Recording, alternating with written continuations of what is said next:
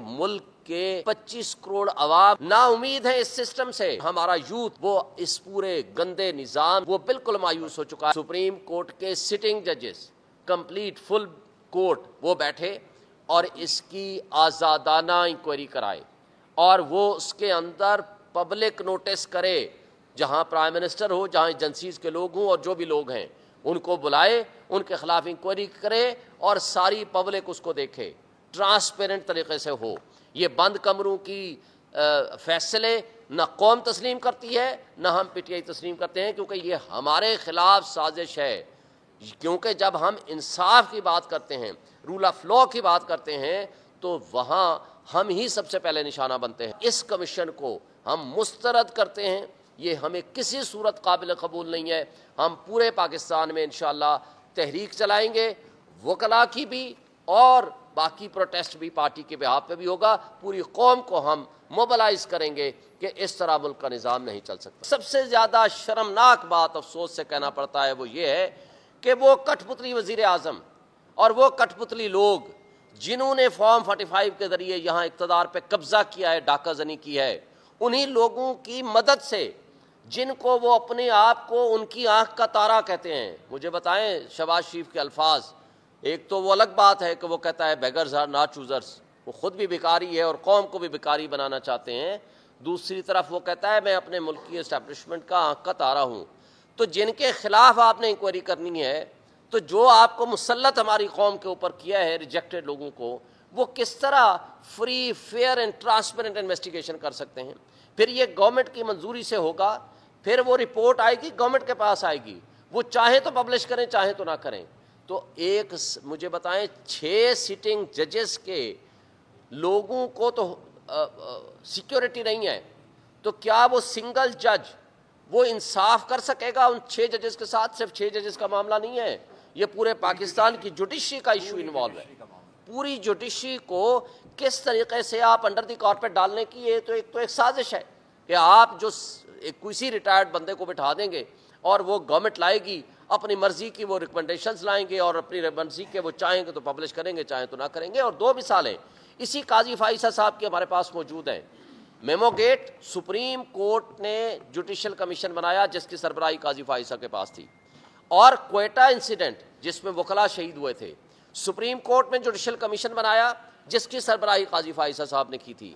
اور ایک چھوٹی سی, حالانکہ وہ غلط بات تھی کہ آڈیو لیکس کسی کے نہیں کر سکتے, آڈیو لیکس کے اوپر اسی گورنمنٹ نے پچھلے سال ایک کمیشن بنایا جو سٹنگ ججز پہ مشتمل تھا, جو قاضی فائزہ صاحب اور چیف جسٹس اسلام آباد ہائی کورٹ اور chief justice Balochistan high court کی سربراہی میں تھا.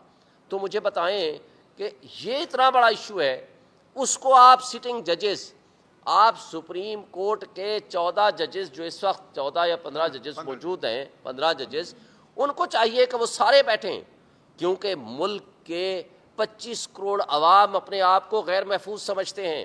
وہ اس وقت ڈیسپریٹ ہیں, نا امید ہیں اس سسٹم سے, اور ہمارا یوتھ جس نے اس ملک کی بقا اور ملک کا مستقبل ان کے ساتھ مشروط ہے, وہ اس پورے گندے نظام سے وہ بالکل مایوس ہو چکا ہے. یہی وجہ ہے کہ پچھلے 1 سال 1.5 سال کے اندر 15 لاکھ آپ کا پروفیشنل اس ملک کو چھوڑ کے چلا گیا ہے. آج آپ کا کیپٹل فلائٹ ہے, پورا ملک کے لوگ پیسے لے کے یہاں سے بھاگ رہے ہیں. تو اس طریقے سے ملک نہیں چلا کرتے. اب میں آخر میں آتا ہوں آپ کے اپنے ڈیمانڈز کی طرف, کیونکہ ٹائم ہم نے بہت لے لیا. وہ یہ ہے کہ فوری طور پر اس میں سپریم کورٹ کے سٹنگ ججز کمپلیٹ فل کورٹ وہ بیٹھے اور اس کی آزادانہ انکوائری کرائے اور وہ اس کے اندر پبلک نوٹس کرے. جہاں پرائم منسٹر ہو, جہاں ایجنسیز کے لوگ ہوں اور جو بھی لوگ ہیں ان کو بلائے, ان کے خلاف انکوائری کرے اور ساری پبلک اس کو دیکھے, ٹرانسپیرنٹ طریقے سے ہو. یہ بند کمروں کی فیصلے نہ قوم تسلیم کرتی ہے نہ ہم پی ٹی آئی تسلیم کرتے ہیں, کیونکہ یہ ہمارے خلاف سازش ہے. کیونکہ جب ہم انصاف کی بات کرتے ہیں, رول آف لا کی بات کرتے ہیں, تو وہاں ہم ہی سب سے پہلے نشانہ بنتے ہیں. اور دوسری بات, یہ جو کل پرسوں 2 فل کورٹ میٹنگز ہوئی ہیں, ان کے منٹس شائع کیے جائیں, جاری کیے جائیں, تاکہ پوری قوم دیکھ سکے کہ کس کس جج نے کیا کیا اپنا موقف پیش کیا ہے, تاکہ وہ سامنے آئے گا تو لوگوں کو ایک امید بندھے گی کہ کس جج نے کیا ایک اوپینین دی ہے۔ اس کے علاوہ اس کمیشن کو ہم مسترد کرتے ہیں، یہ ہمیں کسی صورت قابل قبول نہیں ہے۔ ہم پورے پاکستان میں انشاءاللہ تحریک چلائیں گے، وکلاء کی بھی اور باقی پروٹیسٹ بھی پارٹی کے بہاف پہ بھی ہوگا۔ پوری قوم کو ہم موبلائز کریں گے کہ اس طرح ملک کا نظام نہیں چل سکتا۔ ریلیکس۔ آپ لوگوں نے چیف جسٹس پر جو ہے عدم اعتماد کا اظہار کیا اور اسپیکر کا مطالبہ کیا۔ 5 جنوری کو شیخ محمد صاحب نے عدالت کی بائیک پریس کانفرنس کی اور انہوں نے ہی اس وقت کہا تھا کہ خان صاحب نے کہا ہے کہ ہمیں فائز مصر پر عدم اعتماد ہے، لیکن پاکستان کے لیے انصاف ترجمان صاحب نے بیان جاری کیا کہ یہ ان کا ذاتی بیان ہے، ہمارا ان سے کوئی تعلق نہیں ہے۔ تو اگر اس وقت آپ اس پر عدم اعتماد کر کے گناہ سے بلنے کا انتخابی نشان سمجھا تھا نہ اس طرح کے فیصلے ہوتے، کیا آپ سمجھتے ہیں کہ ماضی میں جو فیصلے کیے تھے وہ غلط؟ یہ سوال آپ کا بنتا ہی نہیں ہے جی۔ میں نے وہ آپ کس کمیونیکیشن کی بات کر رہے ہیں کہ ہم نے کہا جو کوئی ریلیز نہیں کی تھی ہم نے وہ کمیونیکیشن نہیں آپ دیکھ لیجئے، نکال لیجئے نا اس کو، سوال نہیں۔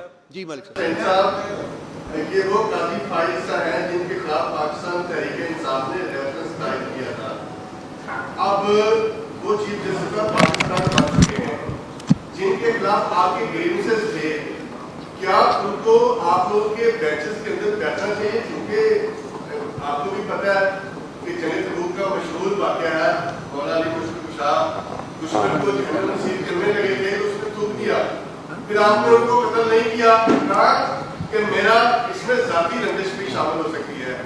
ان دیز ریفرنسز آپ نے بہت مطالبہ کریں گے، آپ نے بہت بات کر لیں۔ اس میں جسٹس فائز صاحب کم از کم نہ بیٹھے کیونکہ آپ نے ان کے خلاف ریفرنس دائر کیا ہوا ہے۔ دیکھیں، آپ کا بہت اہم ترین سوال ہے، اس کے اوپر سپریم کورٹ آف پاکستان کے 5 ممبر بینچ آلریڈی ڈیسائیڈ کر چکا ہے کہ عمران خان کے کوئی بھی کیسز آئیں گے قاضی فائز صاحب اس میں نہیں بیٹھیں گے، یہ فیصلہ آ چکا ہے۔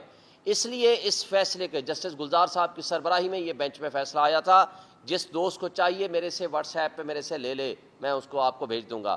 اس فیصلے کے ہوتے ہوئے جوڈیشل پروناؤنسمنٹ ہے، اس کے ہوتے ہوئے قاضی فائز صاحب کو ہمارے کسی بھی کیس میں نہیں بیٹھنا چاہیے۔ اگر وہ بیٹھیں گے تو it will be a misconduct on his part.